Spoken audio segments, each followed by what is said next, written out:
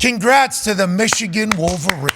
Congrats, boo. An absolutely dominating performance where the Washington Huskies could have made it a game, but instead the Michigan defense continued to smother. The Michigan offense continued to be explosive. Right. They go over 400 and some yards total, 350 plus on the ground. Jeez. The most dominant win, I think, from a physicality standpoint that we have seen in some time. Now, Georgia smacked TCU in the mouth 1 year ago in the championship, so it's hard not to just say that's the most dominating win. But if you look at how Michigan beat Washington last night, it was exactly how everybody kind of predicted. Will Michigan, who wants to grind and pound in old school football, be able to do what they've done all year against this Washington Huskies team who's tried and true? Well, Donovan Edwards got this thing started with a 41-yard touchdown, then a 46-yard touchdown on the ground. That's number 2 and number 3 whenever it comes to longest touchdown runs in CFP championship history.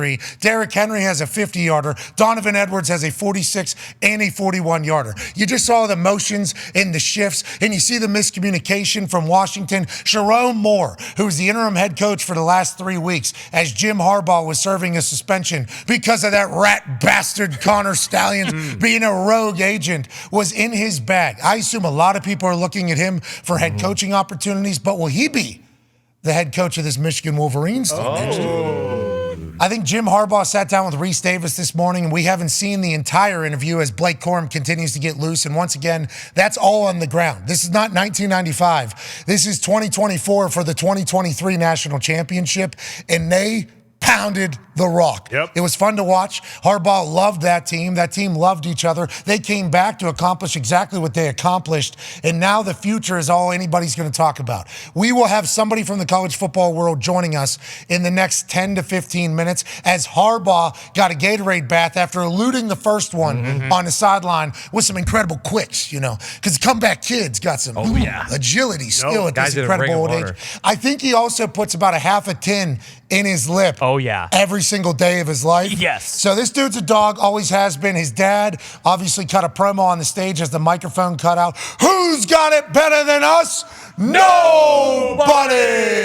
The Harbaughs are obviously living an incredible high, and now all anybody wants to know is if that guy, who has now accomplished a national championship and has been able to sit at the same table as his father, who won a natty, and his brother, who won a Super Bowl championship, does he want to maybe go check off the list of a Super Bowl championship that he was this close to winning whenever Beyonce put the lights out in New Orleans and the Baltimore Ravens get a massive win over the San Francisco 49ers? A lot of people are going to ask that. Reese Davis talked to Jim Harbaugh this morning. We haven't seen the entire conversation, but I do know the caption of it said that nobody knows what the future holds. That's kind of what Harbaugh's been saying this entire time. A lot of Michigan people are hoping he comes back, especially after experiencing what he experienced last night. You can't experience that in the NFL. No. They were singing in that locker room, hail to the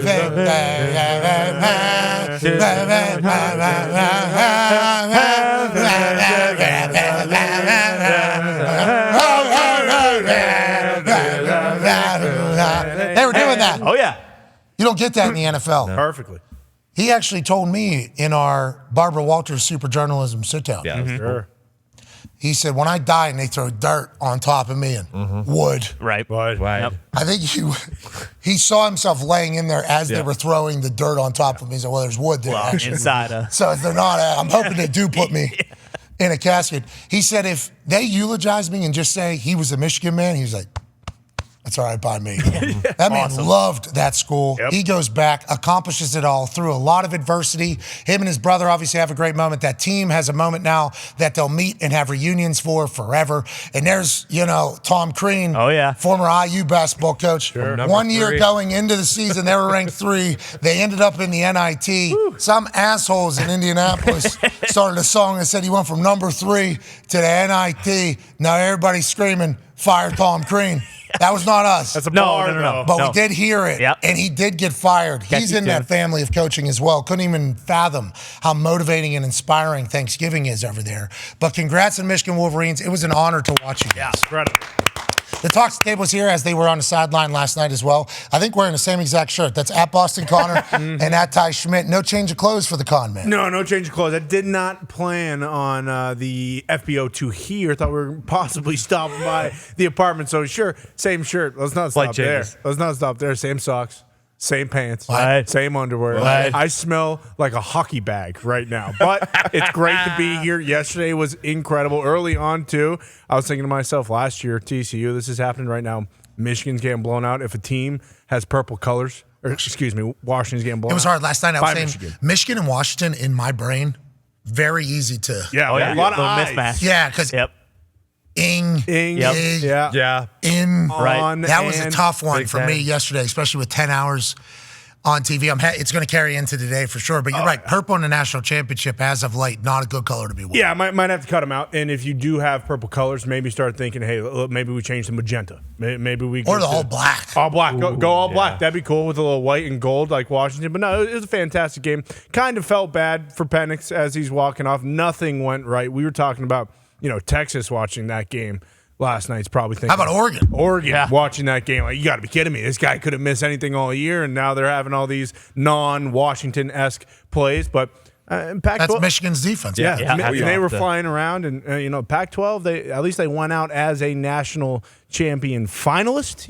Maybe they hang the banner a la the Colts in the AFC Championship. But yeah, it was just domination bully by ball. that Michigan. Yeah, defense. D-line, offensive line, mindset, the whole thing. You were on a sideline, 9-year NFL vet, looking so cool with your cowboy hat. Wow. So cool with your cowboy hat.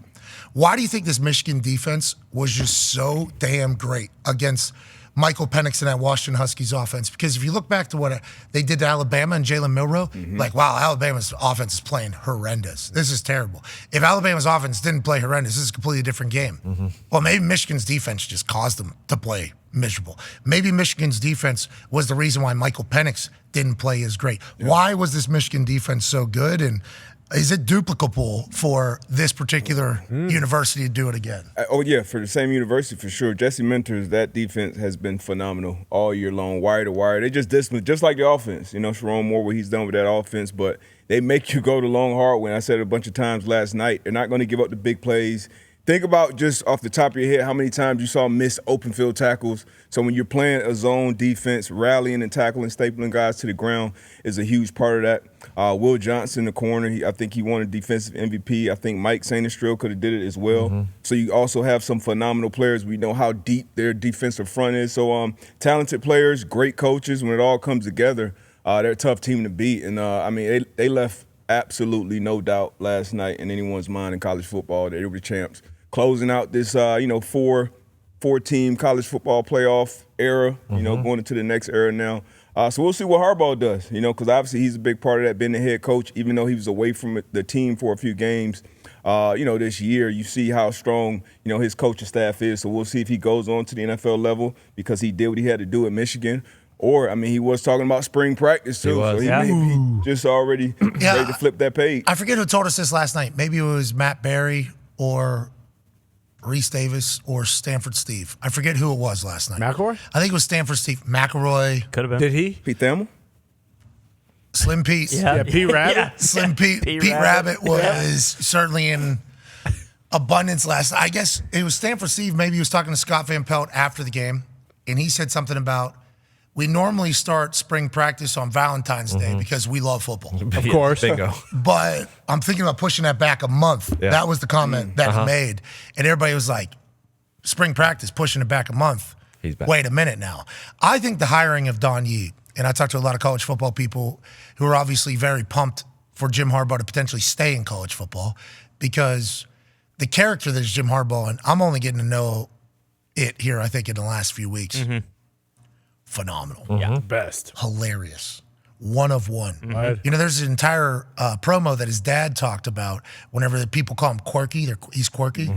And his dad, instead of giving like a fun answer to whoever asked him this in the media, he said, is quirky getting all your players to buy in? Is quirky getting your players to not mess with any distractions? Is quirky, like, basically rattled off his son's resume and was like, if that's the case, call me quirky too. And then like walked off pretty much. It was almost like, I'm sick of people calling my kid quirky. It's not, he's certainly one of one. Yeah. And I think quirky would be a good word to describe him. But I think we're all kind of missing the fact that Jim Harbaugh is a phenomenal football coach. Great. What that team went through this year, Yes. and he, in his press conference, wanted to make sure everybody was reminded and understood that, hey, we're innocent, by the way. Yeah. Here's Jim Harbaugh basically cutting off Blake Corum with a question about the asterisk of the season because of what took place with the Connor Stallion situation. And remember, Jim Harbaugh knows a lot more than us about what was investigated, what computers were taken, what cell phones were taken, what was looked through for this entire thing. And remember, the statement said that they believe Jim did not know any of this was happening. Here's Jim after the championship being asked basically about how people should view this title, especially with the word cheaters trending last night on X. Here's Jim Harbaugh sticking up for his team. This was not a season where everything went the way you wanted it to. There were the off-the-field issues, which we all know about. Can you talk about the satisfaction having overcome those as well to get to this point? Does it make it even sweeter? Can I? Yeah, go ahead. Yeah, it couldn't have gone better. It went exactly how we wanted it to go. To win every game. That's his players. Can I? The off the field issues. We're innocent, and we stood strong and tall because we knew we were innocent, and I just like to point that out. And these guys are innocent, and yeah, overcome that. It wasn't that hard because we knew we were innocent. So, yeah, that's by the way, that's really what I want to say. It went exactly how we wanted it to go. It went exactly how we wanted it to go. I love that he is getting to enjoy this. Yeah. But I also appreciate the fact that he's like, they've done the investigation. Yeah. The NCAA is going to try to do their investigation. We knew in our team meeting room that no matter what was said outside, we're going to try to dominate the next day because it's the only thing that matters. And also, we didn't do shit. Nothing. I asked Blake Corum, Blake, did you know they were running cover 2 whenever you were running for 5 touchdowns last year? And Blake said, no, I didn't know. They were like, me neither. Connor Stallions did. Yeah, this guy. I asked Will Johnson, did you know they were running an out route when he jumped 1 pick? Did you know? And Will said, no. I was like, neither did we. Connor Stallions do. So I stood up there and I said, I had no idea that this guy was doing this. And we all kind of rallied around that, actually, that everybody is going to be attacking how great we are as a team because of something that took place in here by a psychopath. I think anybody that has a manifesto 500 is normally bit of a nut. You know, he came back to the internet last night, too. Especially titling, and he was at the Rose Bowl. I don't know if he was at the Getting a ring? I don't think so. I don't. I don't think he's getting a ring. He's making his own. He's getting a ring one way or he's the going other. to Jostins and Yeah, because Jess Sims actually broke down exactly what the ring looks like. And he was in the like, corner. All right, I'm going to handle something, actually. I'm going to put Binox maybe. Yeah, right there. Right up here. But that's something that could rally the group, and they clearly did that. To keep all the distraction and noise out, 18 to 23-year-olds, incredible coaching job. Has to be talked about with Jim Harbaugh. Yeah. He can coach the shit out of football, and getting to sit down with him, you feel like his energy. It's like, okay, this guy loves ball more than you do, more than I do. And also, this guy wants to connect. Like when he's talking to you, he's trying to make a connection. It's just like he oozes coaching. And I'm happy he spoke up for himself last night in the biggest moment. You was kind of mentioned too, great sit down with him and DeBoer as well. But it just speaks to the leadership on that team once again from the coaching staff. They're a veteran group too. A lot of guys that came back. So once you kind of get that, hey, it's us against everybody. Remember when all the players put out the tweet, bet. Yeah. Wish I would have listened to them. But, you know, Should have bet. it just speaks to that team, you know, how tight they were. And they went out there and played. Like he said, it went exactly how they wanted it to go. If you drew up the perfect game plan for them, everybody in here, we would all say, run for 300 yards and keep Michael Penix in the pocket, get after him, limit the run game. And Michael Penix, you know, he was a little off, but that was, I think, had a lot to do with that Michigan defense, obviously playing that zone, having him rather. He was never comfortable in the pocket. Beat him up he a did little miss some throws. I think Rome Odunze said he came on the one that he missed. He ran the wrong route. So, once again, Michigan did a great job. Never happened all year. No. Yeah, exactly. Not Because the great job they do on defense, just like they do on offense with the formation shifting and motioning on defense, they hold looks for, you know, right before the snap and then get to something. So your quarterback and your receivers have to be on the same page. So can't say enough about the job that Harbaugh has done. Yeah, and like the other thing we've talked about a lot is the football gods. Like the football gods had multiple times throughout the season to just cut Michigan down at the knees. Like they started out without Harbaugh, they finished the regular season without Harbaugh. That is something the football gods, if they really did think, or excuse me, if they really did know that Harbaugh and the Michigan team were cheating, they would have cut him down. Corum would have fumbled on the goal line. Some point. Something would have happened, and the Corky thing what people are talking about, I guess they're not the same, but like, do people say that about Pete Carroll? Because it feels like Pete Carroll is kind of the same jovial way, taking his shirt off with DK. Like, you're talking about connecting with players. Pete Carroll is in that Bill Belichick 71 elder statesman in the NFL, but he's still throwing 7-on-7. He's still, jovial as ever. Pete Carroll, also one of the coaches that has won Natty and Super Bowl. Mm-hmm. Yeah. So I think there's only a few that have been able to do that. You might have to be able to think differently if you're going to be connecting with 18-year-olds and 35-year-olds. Bingo. And Jim Harbaugh has been able to do that at a high level. And last night he gets a chance to, celebrate a little bit for all his hard work.